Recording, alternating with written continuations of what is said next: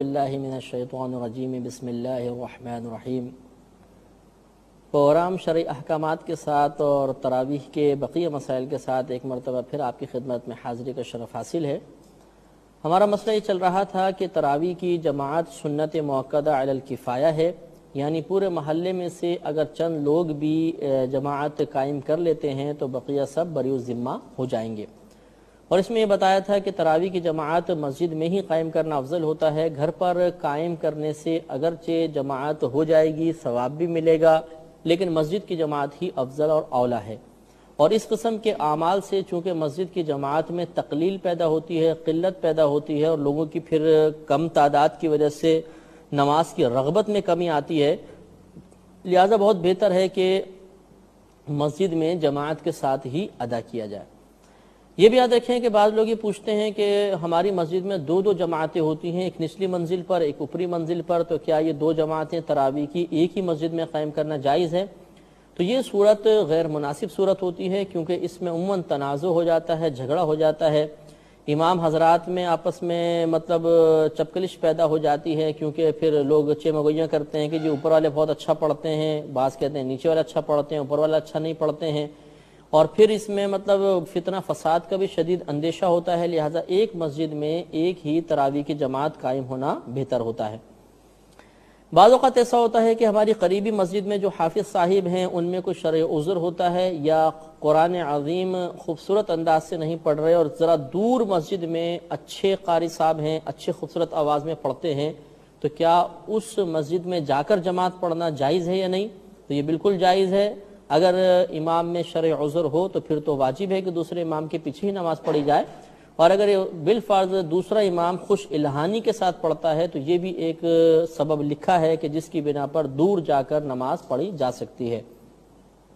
ہاں، یہ بات یاد رکھیں کہ بعض ہمارے نوجوان خاص طور پہ ایسے ہوتے ہیں کہ جب تراویح کی جماعت قائم ہوتی ہے تو وہ بیٹھے رہتے ہیں، اور جب امام صاحب بالکل رکوع کے قریب آتے ہیں تو جلدی سے کھڑے ہو کر شامل جماعت ہو جاتے ہیں۔ تو یہ طریقہ غیر مناسب ہے، یہ منافقین کا طریقہ تھا کہ وہ اسی طرح کرتے تھے کہ شامل جماعت ہونا ان پر بہت گراں گزرتا تھا، اور جب امام کو رکوع میں جاتے دیکھتے تھے تو جلدی سے شامل ہوتے تھے، تو ایسا نہیں کرنا چاہیے۔ اب ہم وطر کی جماعت کے بارے میں چند باتیں کرتے ہیں۔ چند باتیں میں پہلے عرض کر چکا ہوں کہ وطر کی جماعت رمضان میں مستحب ہے، رمضان کے علاوہ تو علیحدہ پڑھنی ہوتی ہے، رمضان میں بھی مستحب ہے، یعنی جماعت سے پڑھیں گے تو ثواب زیادہ ہو جائے گا، اور اگر تنہا بھی پڑھیں گے تو کوئی گناہ نہیں، کوئی کراہت نہیں ہے۔ اور یہ جو مسئلہ تھا کہ عشاء کے فرائض جس نے جماعت سے پڑھے وہ وطر جماعت سے پڑھ سکتا ہے، اور جس نے نہیں پڑھے وہ نہیں پڑھ سکتا، یہ میں نے آپ کو پہلے بتایا، یہ اختلافی مسئلہ ہے، اور اولیٰ صورت یہی ہے کہ عشاء کے فرض چاہے جماعت سے پڑھیں یا نہ پڑھیں، وطر جماعت سے پڑھے جا سکتے ہیں۔ ایک مسئلہ آخر میں تراویح کے امام سے متعلق ہے، اور یہ مسئلہ بھی بہت اہم ہے کہ یاد رکھیے کہ تراویح کے لیے امام بالغ ہی ہو سکتا ہے جبکہ مقتدیوں میں سے کوئی بالغ ہو، یعنی بالغوں کا امام بالغ ہی ہو سکتا ہے، نابالغ نہیں ہو سکتا۔ اور نابالغ کی عمر آپ کو بتائی تھی کہ 12 سال سے 15 سال کی عمر کے درمیان لڑکا بالغ ہو جاتا ہے اگر احتلام وغیرہ ہو جائے یا آثار بلوغت ظاہر ہو جائیں، ورنہ 15 سال کے اوپر آ کر ہم بلوغت کا حکم دے دیں گے۔ تو احتیاط اس میں یہی ہے کہ 12 سال سے کم عمر کا اگر کوئی حافظ قرآن ہو تو اس کو آگے کھڑا نہ کیا جائے، ورنہ پیچھے اگر بالغ مقتدی اس کے پڑھے گا تو نماز ادا نہیں ہوگی۔ ہاں، نابالغوں کی امامت کر سکتا ہے، لہذا کہیں اگر بچے پڑھ رہے ہوں تو وہاں پہ کوئی نابالغ امام بن جائے تو اس میں شرعاً حرج نہیں ہوتا۔ ہاں، یہ ضرور یاد رکھیں کہ بسا اوقات امام کے پیچھے ایک حضرت کھڑے ہوتے ہیں، حافظ قرآن کھڑے ہوتے ہیں، جو امام کو غور سے سنتے ہیں اور ان کی تصحیح کر دیتے ہیں، غلطی نکال دیتے ہیں، ان کو سامع کہا جاتا ہے۔ تو سامع کے لیے بالغ ہونا ضروری نہیں ہے، یہ نابالغ بھی ہو سکتا ہے، اور اگر یہ نابالغ لقمہ دے گا اور جو حافظ قرآن پڑھ رہے ہیں بالغ اس کا لقمہ قبول کر لیں گے اور وہ صحیح مقام پہ لقمہ دیا گیا ہے تو اب شرعاً کوئی حرج نہیں ہے۔ سامع نابالغ ہو تو اس میں شرعی طور پہ کوئی گرفت نہیں ہوتی ہے۔ ہاں، یہ ضرور ہے کہ اس کا امام جو ہے وہ عاقل بالغ ہونا چاہیے اور مکمل طور پہ شریعت کا پابند ہونا چاہیے۔ بعض حافظ قرآن پورے سال الٹی سیدھی حرکات کرتے ہیں اور رمضان میں سیزن لگانے کی غرض سے وہ فوراً مصلی پہ آگے کھڑے ہو جاتے ہیں، داڑیاں سارے سال کٹتی رہتی ہیں، اور پھر ان دنوں میں داڑھی خشخشی سی ہوتی ہے اور وہ آ کے امامت کا فرض سر انجام دینے کی کوشش کرتے ہیں۔ تو ایسے حافظ کے پیچھے نماز پڑھنے میں احتیاط ہونی چاہیے، اور حفاظ کرام کو چاہیے کہ اپنے منصب کا لحاظ رکھتے ہوئے پورے سال ہی باشرہ رہنے کی کوشش کریں۔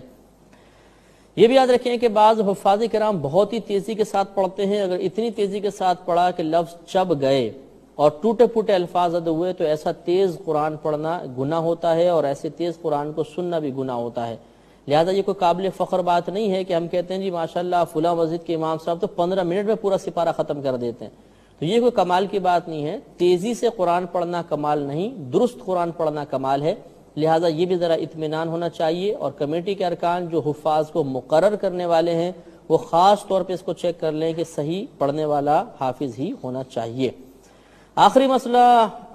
تراویح پر اجرت کا مسئلہ ہے کہ یاد رکھیں کہ تراویح ایک عبادت ہے، اور عبادت پر اجرت طے کرنا یہ گناہ ہوتا ہے۔ لہذا اب ہمارے یہاں رواج چل گیا ہے کہ حافظ باقاعدہ طے کرتے ہیں جی اس تراویح کے اتنے پیسے لوں گا، کمیٹی بولتے ہیں اتنے پیسے دیں گے، پھر وہ تراویح پڑھاتے ہیں۔ یاد رکھیے کہ ایسی صورت میں تراویح کا ثواب نہیں ملے گا، اس لیے بہتر طریقہ یہ ہوتا ہے، میں اس کا حل آپ کو بتا دیتا ہوں کہ اس کا حل یہ ہے کہ اگر مثلا کمیٹی حافظ رکھنا چاہیں تو ان حافظ صاحب سے یوں کہیں، مثلا عشاء کی جماعت کا وقت نوٹ کر لیں، اور جب تراویح ختم ہوتی ہے، مثلا یہ 2.5 گھنٹے یا 3 گھنٹے بنے، تو اب وہ اس طرح کہیں ان حافظ صاحب سے کہ بھئی ہم ان 3 گھنٹوں کے لیے رمضان کی تمام راتوں میں آپ کو ہم سمجھ لیں نوکر رکھتے ہیں، یا اتنے پیسے ہم آپ دیں گے، آپ ہمارا کچھ کام کریں۔ وہ کہیں کہ ٹھیک ہے میں اس وقت یا وقت آپ کو دیتا ہوں اور اتنے پیسے لیتا ہوں، تو اب آپ نے جو ان سے طے کر رہے ہیں یہ وقت کے پیسے طے کر رہے ہیں، جب وہ اس وقت کے اوپر راضی ہو جائیں اب آپ ان سے کہیں آپ تراویح پڑھائیں، عشاء کی جماعت پڑھائیں،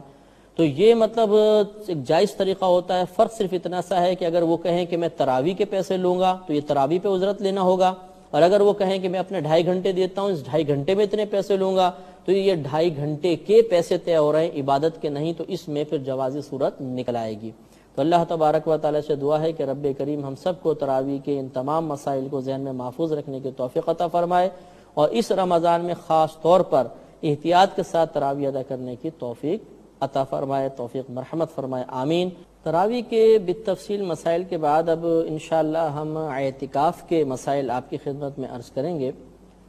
اعتکاف بھی ایک بہت ہی بہترین عبادت ہے، اور یہ سال میں فقط ایک مرتبہ، خصوصاً جس کا تعلق رمضان سے ہوتا ہے تو سال میں ایک ہی مرتبہ آتی ہے،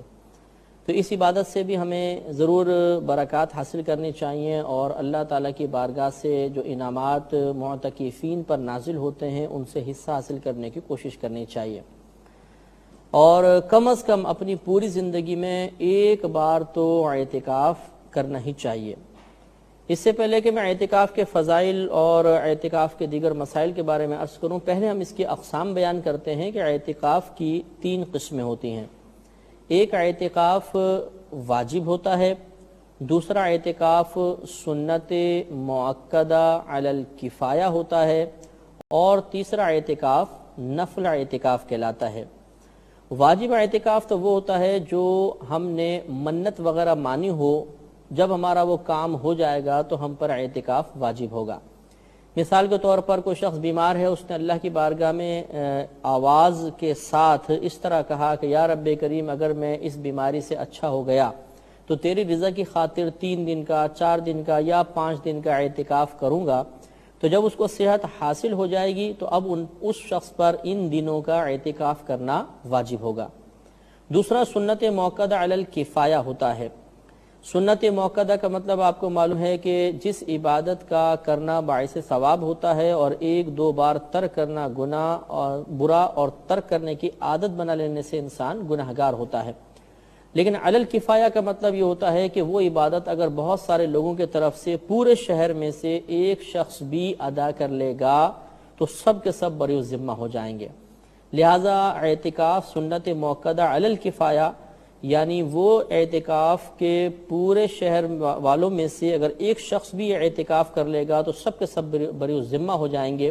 اسے سنت موقدہ علی الکفایہ کہتے ہیں، اور یہ ہی رمضان کے آخری 10 دنوں کا اعتکاف ہوتا ہے۔ اور تیسرا ہوتا ہے مستحب یا نفل اعتکاف، اور وہ اعتکاف یہ ہے کہ جب بھی ہمیں موقع ملے ہم مسجد میں جائیں تو فوراً نفل اعتکاف کی نیت کر لیں۔ نیت دل کے پختہ ارادے کو کہتے ہیں، لہٰذا جب کوئی شخص مسجد میں داخل ہو اور یہ دل میں ارادہ کر لے کہ میں اعتکاف سے ہوں، تو اس کا نفلی اعتکاف یا مستحب اعتکاف شروع ہو جائے گا اور اس کو ثواب ملتا رہے گا۔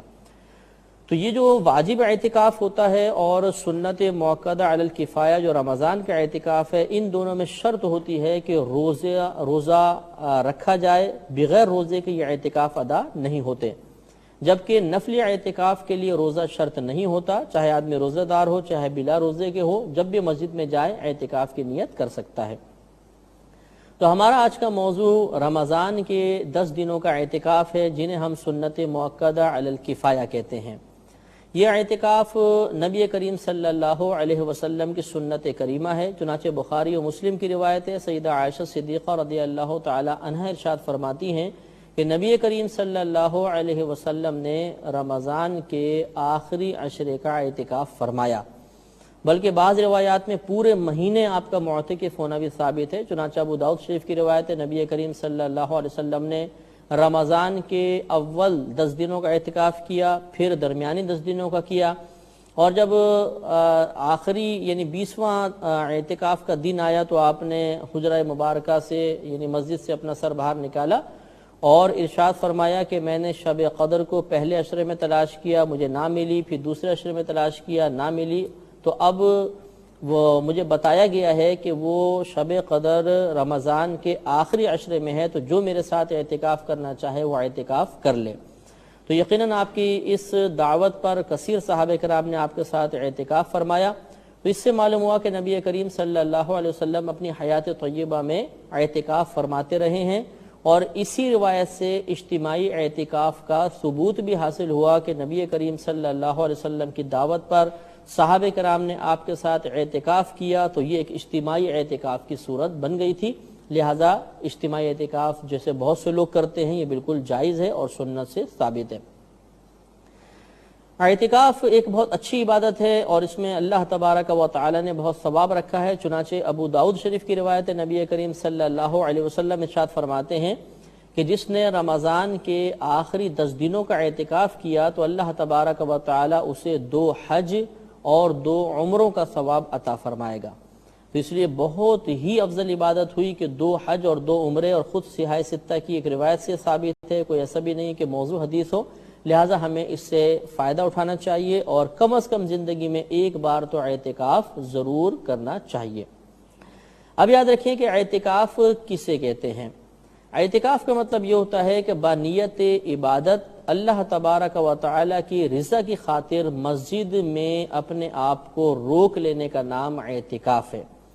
تو معتکف وہی شخص ہوتا ہے جو اللہ کی رضا کی خاطر عبادت کی نیت سے مسجد میں اپنے آپ کو 10 دن تک روکے رکھتا ہے، تو یہ اعتکاف سنت موقدہ ہوتا ہے، وہ معتکف کہلاتا ہے اور اس کو یہ ثواب وغیرہ حاصل ہوگا۔ اس اعتکاف کے لیے جامع مسجد ہونا، یعنی جس مسجد میں جمعہ ادا کیا جاتا ہے ایسی مسجد کا ہونا شرط نہیں ہے، لہذا یہ ایسی مساجد میں بھی ہو سکتا ہے جہاں پر جمعے کے علاوہ جماعت قائم ہوتی ہو، جمعہ قائم نہ ہوتا ہو، بلکہ فقہا نے حالات زمانہ کو دیکھ کے ارشاد فرمایا، جسے رد المحتار میں فتاوی شامی جس کو کہتے ہیں، علامہ ابن عابدین رحمۃ اللہ علیہ نے لکھا کہ اب اس میں مزید آسانی یہی ہے کہ لوگ ہر قسم کی مسجد میں اعتکاف کر سکتے ہیں، چاہے اس میں جماعت باقاعدہ ہوتی ہو یا نہ ہوتی ہو۔ ہاں یہ ضرور ہے کہ اگر آپ نے ایسی مسجد میں اعتکاف کیا جہاں جمعہ نہیں ہوتا مثلا، تو آپ جمعے کی نماز کے لیے دوسری مسجد میں جا سکتے ہیں، ختم ہو جائے تو پھر اپنی مسجد میں آ جائیں۔ اسی طریقے سے اگر اس مسجد میں جماعت باقاعدہ نہیں ہوتی اور قریب مسجد میں جماعت ہو رہی ہے تو جا کر وہاں پر جماعت سے نماز پڑھ سکتے ہیں اور واپس اپنی مسجد میں آ جائیں، تو اس سے اعتکاف پہ فرق نہیں پڑے گا۔ یہ بھی یاد رکھیں کہ سب سے افضل اعتکاف مسجد الحرام میں، جو مکہ المکرمہ کی مسجد ہے جس میں کعبۃ اللہ موجود ہے، اس مسجد میں اعتکاف کرنا سب سے زیادہ افضل ہے۔ اس کے بعد مسجد نبوی میں، یعنی نبی کریم صلی اللہ علیہ وسلم کی مسجد میں، اس کے بعد جس مسجد میں جمعہ ہوتا ہے، پھر اس کے بعد جس مسجد میں جمعہ نہیں ہوتا لیکن جماعت ہوتی ہے، اور اس کے بعد اس مسجد میں جس میں جمعہ اور جماعت کچھ بھی نہیں ہوتی۔ تو یہ ترتیب ہے ثواب کے اعتبار سے، تو سب سے زیادہ ثواب مسجد الحرام کا اور دوسرے نمبر پر مسجد نبوی کا ثواب ہے۔ یاد رکھیں کہ خواتین بھی رمضان کا اعتکاف کر سکتی ہیں۔ سیدہ عائشہ صدیقہ رضی اللہ تعالی عنہا سے روایت ہے کہ نبی کریم صلی اللہ علیہ وسلم کے پردہ فرما جانے کے بعد آپ کی ازواج اعتکاف کیا کرتی تھیں، لیکن یہ یاد رکھیں کہ عورت کے لیے مسجد میں جا کر اعتکاف کرنا مکروہ ہوتا ہے۔ یہ گھر میں ہی اعتکاف کریں گی، لیکن اس کے لیے ضروری ہوتا ہے کہ یہ اپنے گھر میں ایک نماز کی جگہ مخصوص کر لیں، یا پہلے ہی جگہ مخصوص ہو تو اس کو کہتے ہیں مسجد بیت، یعنی گھر کی مسجد۔ اس مسجد بیت میں یہ اعتکاف کریں گی، یعنی اس حصہ زمین پر جس کو نماز کے لیے مخصوص کیا اسی میں یہ سوئیں، ادھر ہی مطلب یہ کہ عبادات وغیرہ ادا کریں۔ صرف قضاء حاجت کے لیے گھر کے بقیہ حصے میں جا سکتی ہیں، باقی اسی حصے میں اپنا وقت گزارنے کی کوشش کریں گی۔ بعض ہماری بہنیں سوال کرتی ہیں کہ کیا خواتین کسی ایک گھر میں اجتماعی اعتکاف کر سکتی ہیں یا نہیں؟ تو جیسے کہ ابھی آپ کو بتایا کہ مسجد بیت عورت کے اعتکاف کے لیے ضروری ہے، تو لہذا اگر خواتین محلے کی خواتین کوئی ایک گھر کا ایک کمرہ مکمل طور پہ نماز کے لیے مخصوص کر دیں تو وہ پورا مسجد بیت بن سکتا ہے اور اس میں اجتماعی اعتکاف ممکن ہے۔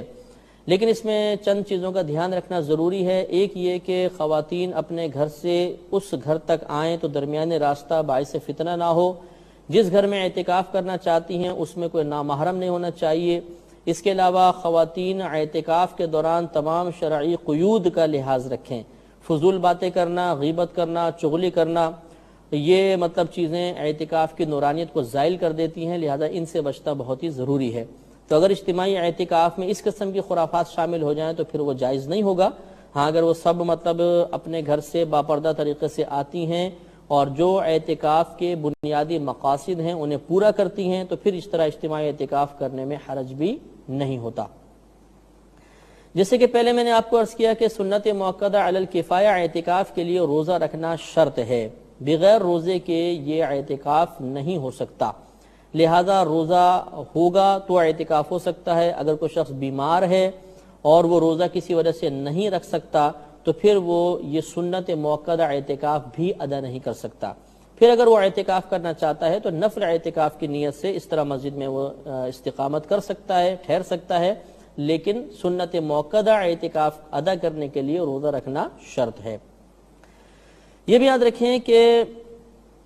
جب انسان معتکف ہوگا تو ایک بات تو اس میں یاد رکھیں کہ معتکف ہونے کے لیے بالغ ہونا شرط نہیں ہوتا۔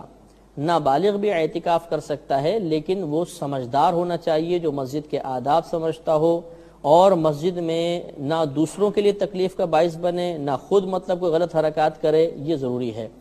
اور وہ باعث فتنہ بھی نہ ہو، ان تمام چیزوں میں احتیاط کرنی چاہیے۔ اگر ایسا نہیں ہے معاملہ، مثلا وہ باعث فتنہ نہیں ہوتا، دوسروں کو تنگ نہیں کرے گا، مسجد کے آداب سے واقف ہے اور اعتکاف کا مقصود بھی پورا کرے گا تو پھر اس کا اعتکاف کرنے میں شرعاً کوئی حرج نہیں ہے۔ لہذا خلاصہ کلام یہ کہ معتکف کے لیے بالغ ہونا ضروری نہیں ہوتا، ہاں سمجھدار ہونا ضروری ہے۔ اعتکاف کے لیے پردے لگانا بھی ضروری نہیں ہے۔ بعض لوگ سمجھتے ہیں کہ حجرہ ٹائپ بنائیں گے سفید کپڑوں کا لگا کر تو پھر ہی اس میں اعتکاف ہو سکتا ہے، ورنہ نہیں۔ تو ایسا نہیں ہوتا، یہ یکسوئی کے لیے خالی لگایا جاتا ہے، اور نبی کریم صلی اللہ علیہ وسلم کے زمانے اقدس میں ایسے پردوں کا کوئی رواج نہیں تھا۔ اسی طرح بعض معتکف اپنا منہ چھپا کر باہر نکلتے ہیں، ڈھاٹا سا باندھ دیتے ہیں اور پھر باہر نکلتے ہیں اور یہ سمجھتے ہیں کہ شاید چہرہ کھلا رہا تو کوئی اعتکاف پہ فرق پڑ جائے گا۔ ایسی کوئی بات نہیں ہوتی، یہ بالکل جائز ہے کہ آپ چہرہ کھول کر جائیں چاہے چہرہ ڈھک کر جائیں۔ یوں ہی بعض معتکف حضرات کو دیکھا ہے کہ اعتکاف کی حالت میں بالکل باتیں نہیں کرتے ہیں، جسے باہر نکلے تو اشارے کریں کہ باتیں کریں گے، یا باتیں ہی نہیں کرتے ہیں، خاموش رہنے کی کوشش کرتے ہیں۔ تو یہ کوئی خاموش رہنا عبادت نہیں ہے، بلکہ اچھی بات کرنے میں حرج نہیں، اور بری بات تو ہر جگہ ہی ممنوع ہوتی ہے۔ اب اعتکاف کا وقت یاد رکھیے، جب آپ نے 20واں روزہ رکھا، دن پورا ہوا تو غروب آفتاب سے پہلے ہمیں مسجد میں داخل ہونا ہے۔ تو 20ویں روزے کو غروب آفتاب سے پہلے ہمیں داخل ہونا ہے۔ اگر کوئی غروب آفتاب کے بعد داخل ہوگا تو اس کا یہ اعتکاف نہیں ہوگا۔ 20ویں روزے کو غروب آفتاب سے پہلے داخل ہوں گے، اور پھر اگر 29 روزے ہیں تو 29ویں کے غروب آفتاب کے بعد ہم فارغ ہوں گے، اور اگر 30 روزے ہیں تو 30ویں روزے میں پورے غروب آفتاب کے بعد ہم وہاں سے فارغ ہو جائیں گے۔ تو 10 دن کا کبھی اعتکاف ہوتا ہے، کبھی 9 دن کا اعتکاف ہوتا ہے۔ بہرحال اس کا ابتدائی وقت 20ویں روزے کے غروب آفتاب سے پہلے ہے، یعنی مسجد میں آ جائیں، غروب آفتاب ہوتے ہی اس کا وقت شروع ہو جائے گا اور پھر یہ آخر تک چلتا رہے گا۔ 29ویں کے غروب آفتاب یا 30ویں دن کا جو غروب آفتاب ہے اس میں یہ اعتکاف ختم ہو جائے گا۔ یہ اعتکاف چونکہ اللہ تبارک و تعالیٰ کی رضا کے لیے ہی ہونا چاہیے، لہذا قطعاً اعتکاف کے اختتام پر خاص طور پر بہت سے لوگوں کی تمنا ہوتی ہے کہ ہمارے گلے میں پھولوں کا ہار ڈالا جائے، مبارکباد دی جائے، ہمیں پیسے دیے جائیں، تو اس قسم کے کوئی فاسد خیالات نہیں ہونے چاہیے۔ اب سوال یہ بیدار ہوتا ہے کہ دوران اعتکاف ہم کیا کریں؟ تو یاد رکھیے کہ معتکف سمجھ لیجئے اس لیے مسجد میں آتا ہے کہ وہ اللہ تبارک و تعالی سے مغفرت کا پروانہ لے کر جائے، لہذا معتکف حضرات کو چاہیے کہ وہاں پر سونے کی کثرت کرنے سے بہتر یہ ہے کہ اپنے اوقات کو تقسیم کر لیں، مختلف عبادات کے لیے ڈیوائیڈ کر لیں، اس طریقے سے کہ مثال کے طور پہ اس سے اتنے وقت میں قرآن عظیم کی تلاوت کروں گا، اس میں نوافل پڑھوں گا، اس میں اپنی سابقہ زندگی کی قضا نماز ادا کروں گا، اتنے وقت میں مطالعہ کروں گا، اتنے وقت میں درس کروں گا یا درس سنوں گا۔ تو یہ چیزیں اپنے آپ ٹائم کچھ اپنے اس طرح تقسیم کر لیں گے تو انشاءاللہ کوئی وقت ضائع نہیں ہوگا اور اعتکاف کی برکات سے مکمل طور پہ فائدہ حاصل ہوتا رہے گا۔ تو معتکف مسجد میں ہر کام وہ کر سکتا ہے جو جائز کام ہوتا ہے، لہذا قرآن پاک کی تلاوت کرنا، ذکر الہی کرنا، درس سننا، نعت پڑھنا، نعت سنانا۔ بعض لوگ یہ سوال کرتے ہیں کہ کیا مائک استعمال کر سکتے ہیں کہ نہیں؟ تو معتکف کی آواز اگر مسجد سے باہر نکلے تو کوئی اعتکاف سے فرق نہیں پڑتا، تو لہذا اگر وہ مائک استعمال کرنا چاہیں تو مائک بھی استعمال کر سکتے ہیں، بشرطے کہ کسی کے لیے باعث تکلیف نہ ہو، لیکن اس سے اعتکاف پہ کوئی فرق نہیں پڑے گا۔ تو اس طریقے سے اپنے اوقات اور خاص طور پر شب قدر جب آئیں، ان تاک راتوں میں تو خصوصاً پوری رات عبادت کرنی چاہیے، معتکف کو سونا ہرگز نہیں چاہیے۔ بہرحال سونا منع بھی نہیں ہے، لیکن اچھا ہے اپنا جا کر وقت گزاریں اور زیادہ سے زیادہ اللہ تبارک و تعالی کی رضا حاصل کرنے کی کوشش کریں۔ اب یاد رکھیں کہ معتکف کے لیے مسجد سے بلا عذر باہر نکلنا ممنوع ہوتا ہے۔ یہاں ہم یہ کہہ سکتے ہیں کہ بعض چیزیں ایسی ہیں جن سے اعتکاف ٹوٹ جاتا ہے، ان میں ایک چیز یہ ہے کہ اگر انسان بغیر کسی حاجت کے مسجد سے ایک لمحے کے لیے بھی باہر گیا، چاہے بھول کر ہی نکل گیا ہو، اس کا اعتکاف فوراً ٹوٹ جائے گا۔ لہٰذا اب تو مسجد کی چار دیواری میں وضو خانے بھی ہیں، استنجا خانے بھی ہیں، تمام چیزیں ہوتی ہیں۔ پہلے دور میں نہیں ہوتی تھیں تو لوگوں کو مسجد سے باہر نکلنا پڑتا تھا اور جا کے وہ قضائے حاجت وغیرہ پوری کرتے تھے۔ اب یہ تمام معاملات مسجد کی چار دیواری میں ہیں، لہٰذا اب مسجد سے بلا عذر باہر نہیں نکلنا چاہیے، بلکہ انہی جو مقامات ہیں ان میں فراغت وغیرہ حاصل کرنی چاہیے۔ لیکن بہرحال اگر بالفرض کسی مسجد کے استنجا خانے وغیرہ ایسے ہیں کہ وہاں پر طبیعت کراہت کرتی ہے، گھن محسوس ہوتی ہے اور وہاں پر یا رش بہت زیادہ ہے اور قضائے حاجت بہت شدید ہے، تو چند یہ ضرورتیں ہیں جن کی بنا پر باہر نکلا جا سکتا ہے۔ لہذا اگر پیشاب کی شدید حاجت ہے، قضائے حاجت ہے، یا مثال کے طور پر نہانے کی حاجت ہو گئی، غسل واجب ہو گیا اور مسجد میں نہانے کا انتظام نہیں ہے، تو ایسی صورت میں باہر جایا جا سکتا ہے، لیکن جیسے ہی حاجت پوری ہو فوراً اپنے مسجد میں واپس آ جائیں۔ اور اس میں بھی اگر ایک مقام قریب ہے ایک دور ہے تو دور والے میں نہ جائیں بلکہ قریب والے میں جا کر اپنی حاجت کو پورا کریں اور فوراً مسجد میں آ جایا جائے۔ ایک سوال یہ پیدا ہوتا ہے کہ کیا یہ جو وضو خانہ ہے یا استنجا خانہ ہے اس میں بلا عذر معتکف جا سکتا ہے کہ نہیں؟ تو فقہا نے اجازت دی ہے کہ وضو خانے وغیرہ پر اگر وہ مسجد کی چار دیواری کے اندر ہے بلا عذر جانا بھی جائز ہوتا ہے، لیکن بلا ضرورت وہاں پر بیٹھنا وغیرہ جائز نہیں ہے۔ اپنے ضرورت کے لیے جائیں یا جیسے ہاتھ وغیرہ دھونے گئے اور پھر فوراً اپنے اندر مسجد میں تشریف لے آئیں تاکہ مسجد کی مکمل طور پہ برکات حاصل ہوتی رہیں۔ ایک مسئلہ یہ بھی پوچھا جاتا ہے کہ بسا اوقات مسجد میں احتلام ہو جاتا ہے تو کیا اس سے اعتکاف ٹوٹ جاتا ہے؟ تو یاد رکھیں کہ جس سے روزہ ٹوٹے گا اس سے اعتکاف بھی ٹوٹ جائے گا، جس چیز سے روزہ نہیں ٹوٹتا اعتکاف بھی نہیں ٹوٹے گا۔ چونکہ روزہ اعتکاف کے لیے شرط تھا، لہذا جس چیز سے روزہ ٹوٹے گا جب روزہ گیا تو اعتکاف بھی ٹوٹ جائے گا۔ چونکہ احتلام سے روزہ نہیں ٹوٹتا، اسی وجہ سے پھر اس سے اعتکاف پہ بھی کوئی فرق نہیں پڑے گا، لیکن اتنا مسئلہ ضرور ہے کہ اگر معتکف کی آنکھ کھلی اور اس نے محسوس کیا کہ مجھے احتلام ہو گیا ہے تو وہ ایک لمحہ بھی اب مسجد میں نہیں ٹھہر سکتا، بلکہ حکم یہ ہوگا کہ فوراً تیمم کرے، چاہے وہ قریبی جو مطلب فرش ہے سنگ مرمر کا اس سے کر لے، یا دیوار اگر چونے کی ہے تو چونے کی دیوار سے وہ فوراً تیمم کرے، اور پھر وہ مسجد سے باہر نکل جائے، اور باہر نکل کے پھر کسی سے کپڑے وغیرہ منگائے، غسل وغیرہ کرنے کے بعد مسجد میں آئے۔ لہٰذا اگر کوئی شخص کو کسی کو احتلام ہوا اور وہ ویسے ہی لیٹا رہا تب بھی گناہگار ہوگا، اور بغیر تیمم کیے مسجد سے باہر نکلا تب بھی گناہگار ہوگا۔ لہٰذا فوراً اٹھنا ہے اور فوراً تیمم کر کے پھر باہر نکلنا ہے۔ یہ بھی یاد رکھیں کہ دوران اعتکاف دنیاوی باتیں نہیں کرنی چاہیے، حتی الامکان دینی باتیں ہی کریں، دنیاوی باتیں کرنا بلا عذر مکروہ ہوتا ہے۔ اعتکاف کے دوران حتی الامکان اپنا وقت ضائع نہیں کرنا چاہیے، خوب عبادات کرنی چاہیے، اور اپنے گھر والوں کے لیے، اپنے دوستوں کے لیے، رشتہ داروں کے لیے کثرت کے ساتھ دعائیں کرنی چاہیے، کیونکہ معتکف کی دعا بہت مقبول ہوتی ہے، اور اللہ تبارک و تعالیٰ اس کی دعا کی برکت سے دوسروں کی بھی بخشش کا سامان کرتا ہے۔ آخری مسئلہ یاد رکھیں کہ اگر خدا نخواستہ کسی وجہ سے اعتکاف درمیان میں ٹوٹ گیا تو اب اس کی قضا کرنی ہوگی، اور قضا کا طریقہ یہ ہوتا ہے کہ رمضان گزر جانے کے بعد کسی بھی دن آپ ایسا کریں کہ مثلا غروب آفتاب سے پہلے مسجد میں داخل ہو جائیں، رات یہاں گزاریں، اس میں سحری کریں، اگلے دن کے روزے کی نیت کریں، اور پھر اگلا پورا دن مسجد میں گزار لیں، تو یہ اعتکاف کی قضا ادا ہو جائے گی۔ اس کے اور بہت سارے مسائل ہیں، لیکن چونکہ ہمارے پروگرام کا وقت اب ختم ہو رہا ہے، انشاءاللہ ضروری مسائل تقریباً ہم نے آپ کی خدمت میں عرض کر دیے ہیں۔ بقیہ مسائل انشاءاللہ مختلف پروگرامز میں آپ سنتے رہیں گے۔ اب اپنے میزبان کو اجازت مرحمت فرمائیں، وآخر دعوانا ان الحمدللہ رب العالمین۔